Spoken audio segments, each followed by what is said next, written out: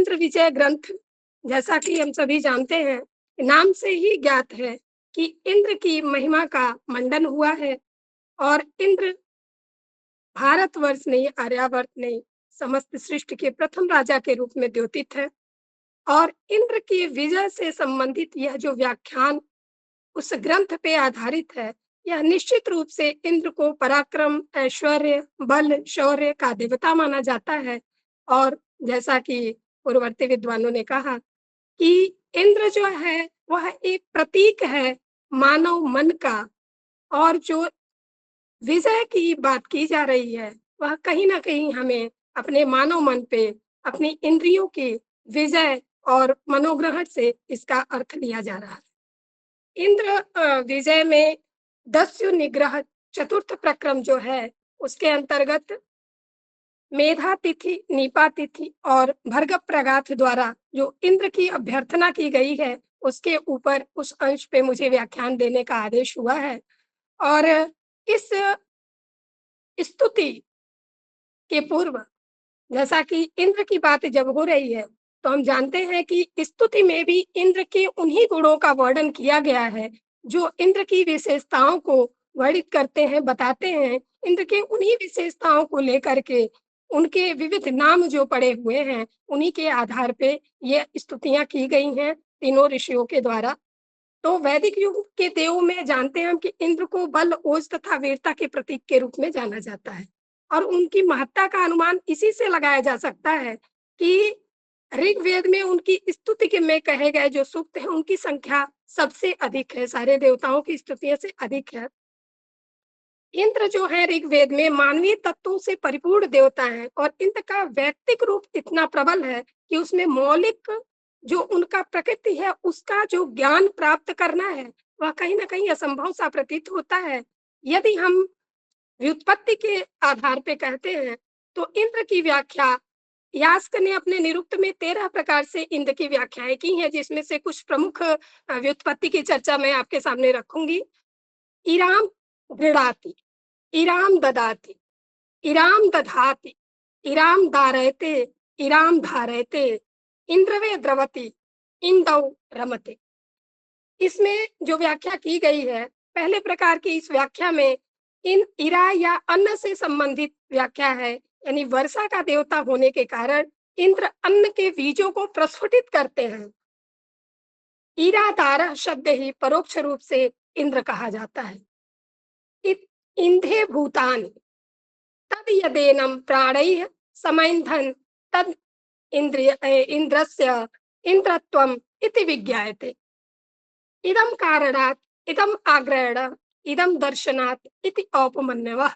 और एक जो व्युत्पत्ति है, इंद्रतेर्वा ऐश्वर्य कर्मणः इदम शत्रूणाम दारयिता आदारयिता वा यज्वनाम इति।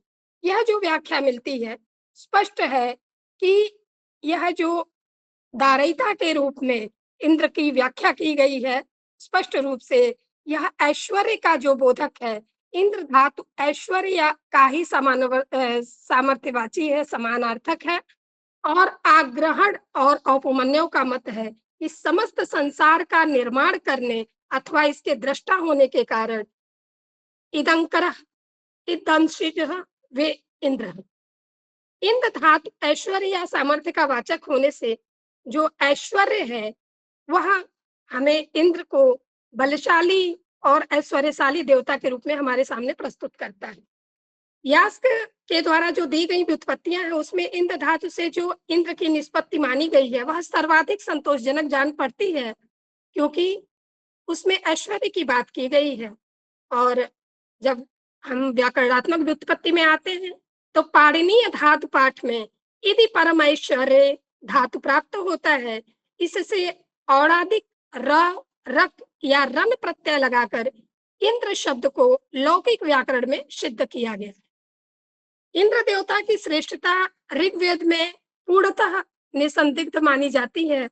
और क्यों कि 10वें मंडल के, ऋग्वेद के 10वें मंडल के 49वें सूक्त के प्रथम मंत्र में ही इंद्र की तुलना ब्रह्म के समान की गई है।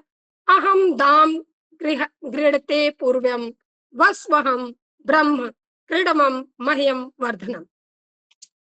इन व्याख्याओं के बाद जो कि उनकी व्युत्पत्ति से संबंधित है, उस व्याख्या के बाद देखते हैं कि बृहद देवता में भी कहा गया है कि महान ऋषियों अथवा द्रष्टाओं ने भी अपनी विभिन्न स्थितियों में यथाशक्ति अमूर्त पदार्थों तक को देववत मान करके उनका स्तमन किया है, और कहीं न कहीं यह इंद्र से ही साम्य स्थापित करता है। बृहद देवता के अध्याय 1 के 81वें मंत्र में वर्णित है, सत्त्वान्य मूर्तान्यपि च देवता वन महर्षयः तुष्टवुर्ऋषयः शक्त्या तासु तासु स्तुतिस्विह।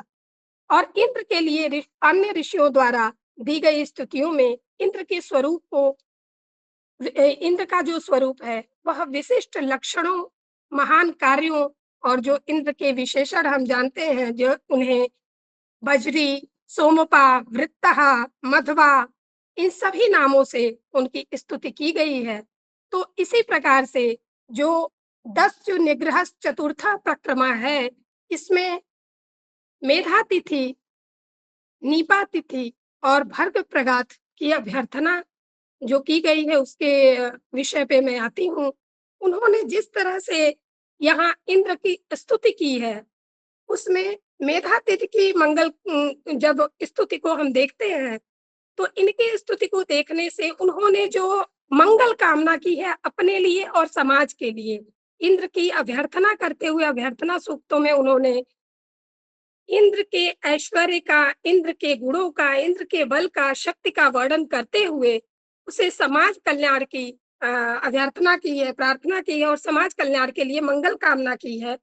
वो कहते हैं मेधातिथि द्वारा जो वाणी को ब्रह्म के रूप में उपस्थापित करके, और वह इंद्र से कहते हैं कि हे इंद्र, आज मैं इंद्र का सत्कार करने के लिए समस्त कामना पूर्ति करने वाली, गायत्री छंद रूपा वाणी वाली, सरलता से समस्त फलों को देने वाली, अनेकों धाराओं वाली, अन्न प्रदायिका, अलंकृता, धेनु अर्थात वाणी का आह्वान करता हूँ। यानी वाक देवी के का आह्वान करके और उस वाक देवी के द्वारा इंद्र की स्तुति करते हैं। और इंद्र की स्तुति में वह कहते हैं कि माँ भूमैश्वा इवेन्द्र त्वदरडा इव वनानि न प्रजाहितान्य ध्रुवो दुरोशासो अमद अमन्महि। इसके साथ ही हम देखते हैं कि इंद्र के वर्णन में इंद्र को प्राण स्वरूप माना गया है। जैसा कि अभी हमारे पूर्व मुख्य वक्ता के रूप में प्रोफेसर चंद्रशेखर पांडे सर ने बताया कि आयुर्वेद में इंद्र को प्राण की संज्ञा दी गई है। तो इंद्र को प्राण की संज्ञा दी गई है, और इंद्र के लिए जो बल और पराक्रम का उल्लेख ग्रंथों में मिलता है, तो उसमें इंद्र के स्वरूप को और भी विशिष्ट रूप से जाना जाता है। उसमें इंद्र के स्वरूप का वर्णन करते हुए कहते हैं कि ऐन्द्रस्तु मंत्रो वाक्य लिंगै ऐन्द्रश्च लक्ष्यते नामधेयश्च वज्रश्च बलकृत्या बलेन च। तो निरुक्त में इस बलकृत्या जो कहा गया है, उस बलकृत्या की व्याहृति जो है वह इंद्र के लिए बलकृत्य के रूप में व्याहृत का विश्लेषण किया गया है। इस प्रकार से जब हम आगे बढ़ते हैं तो इंद्र को स्वामी माना गया है। सभी कामनाओं को पूर्ण करने वाला स्वामी के रूप में इंद्र का विवेचन किया गया है, और कहा गया है कि इंद्र जो है अत्यंत यशस्वी, बलशाली, पराक्रमी, शौर्य युक्त, सभी गुणों से युक्त अत्यंत पराक्रमी देव हैं। और ऐसे हे देव इंद्र, आप अपने इंद्र के सामर्थ्य का जब वर्णन करते हैं, तो इंद्र ऐसे राजा हैं जिनको ऐश्वर्यशाली और सामर्थ्यशाली बनाने के साथ ही उनके राजा के गुणों का वर्णन करते हैं कि जिस प्रकार से राजा सेना में युद्ध करने जाता है और अपने अस्त्र शस्त्र बल अपने सैनिकों के साथ सेना लेके चलता है, उसी प्रकार से हे इंद्र, आप अपने बलशाली और पराक्रमी शौर्य गुण युक्त इंद्र, आप अपने अत्यंत तेजस्वी और अत्यंत बलशाली घोड़ों के द्वारा शीघ्रता पूर्वक आप यहाँ आए और हमारी समस्याओं का, हमारे दुखों का निवारण करें। फिर कहते हैं आगे कि हे वज्रधारी इंद्र, हम निकृष्ट मनुष्यों की उनसे प्रार्थना करते हैं, मंगल कामना करते हैं समाज के हित की, और कहते हैं कि हे वज्रधारी इंद्र, हम निकृष्ट मनुष्यों की तरह ना होवें।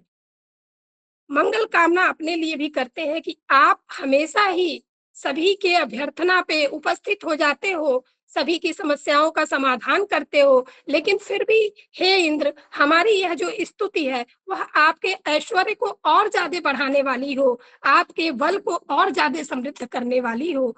हे वज्रधारी इंद्र, हम निकृष्ट मनुष्यों की तरह न होवें, तेरे आपके द्वारा दिए हुए इस साथ से हम सुख से आनंद रहित भी ना होवें, यानी हमें आपका सानिध्य प्राप्त होता रहे, और हम अत्यंत नीरस भाव भी न होवें, जैसे सूखे वन हो जाते हैं उस तरह से भी हमारा स्वभाव न हो जावे। हम शांत स्थित रहने वाले, मन को शांत करके, अपनी चित्त वृत्तियों को शांत करके, अपनी इंद्रियों पर शमन करके हम निष्ठा पूर्वक आपकी स्तुति करें, और हे इंद्र, आप हमारा कल्याण करें। इसी क्रम में आगे बढ़ते हुए इंद्र के बारे में तो जितनी चर्चाएं अभी हुई, वह निश्चित रूप से इंद्र के को एक समृद्धशाली ऐश्वर्यशाली राजा के रूप में प्रस्तुत करती हैं।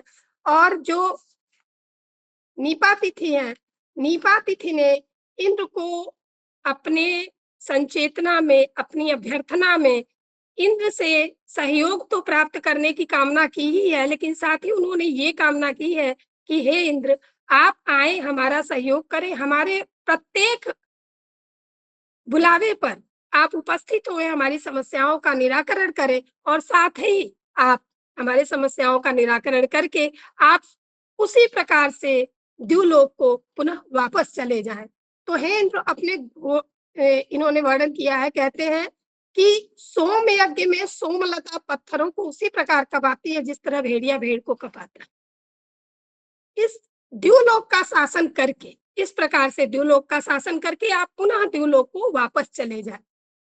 फिर इंद्र की कामना जो है, वह एक समृद्धशाली और अत्यंत सहृदय देव के रूप में की गई है, और इन तीनों ऋषियों की अभ्यर्थना में स्पष्ट रूप से ये परिलक्षित होता है कि इंद्र एक सहृदय, बलशाली, रक्षा प्रजा उपकारक देव के रूप में हमारे सामने उपस्थित होते हैं। और इस इंद्र विजय ग्रंथ में ऋग्वेद के आलोक में, ऋग्वेद से, अथर्ववेद से और सारे ग्रंथों से, ब्राह्मण ग्रंथों से जो अर्थ प्राप्त किया गया है, उनके आधार पे इंद्र विजय ग्रंथ में इंद्र के जिस स्वरूप को उपस्थापित किया गया है, निश्चित रूप से वह हम सभी के लिए उपादेय है।